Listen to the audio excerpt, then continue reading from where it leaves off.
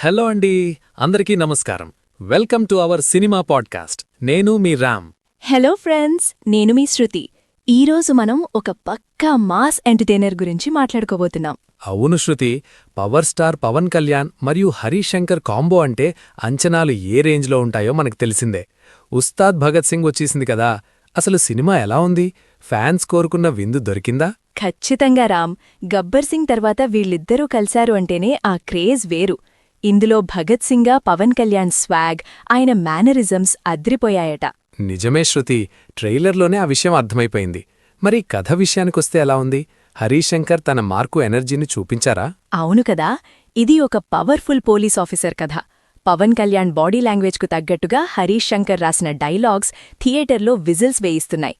ముఖ్యంగా politics టచ్చున్న scenes బాగా పేలాయి. అబ్బో, అంటే ఫ్యాన్స్కి పండగే అన్నమాట. సోషల్ మీడియాలో కూడా సినిమా గురించి రకరకాలుగా మాట్లాడుకుంటున్నారు కదా. అక్కడ టాక్ ఎలా ఉంది? నిజమే రామ్. సోషల్ మీడియాలో మరియు ఇతర వెబ్సైట్స్ టాక్ ప్రకారం పవన్ కళ్యాణ్ ఎనర్జీ సినిమాకి పెద్ద ప్లస్ పాయింట్ అంటున్నారు. అలాగే పవన్ కళ్యాణ్ క్లాసిక్ మూవీ అయిన తొలి ప్రేమలోని ఈ మనసే పాటను కూడా చాలా చక్కగా వాడారు. మళ్లీ ఆనాటి కళ్యాణ్ని చూపించిన తీరు, శ్రీలీలా పవన్ కళ్యాణ్ల మధ్య వచ్చే ఖుషీ సీన్ కూడా ప్రేక్షకులకు నచ్చేలా తీశాడని హరీష్ని పొగుడుతున్నారు. అయితే తమన్ బ్యాక్గ్రౌండ్ స్కోర్ అనుకున్న స్థాయిలో లేదని అంటున్నారు. అలాగే ఫస్ట్ హాఫ్ స్లోగా ఉండడం, రాశి ఖన్నా క్యారెక్టర్ కూడా అనుకున్న స్థాయిలో లేకపోవడం లాంటివి ఆడియన్స్ని నిరాశపరిచాయని చెప్తున్నారు. చూడాలి మరి.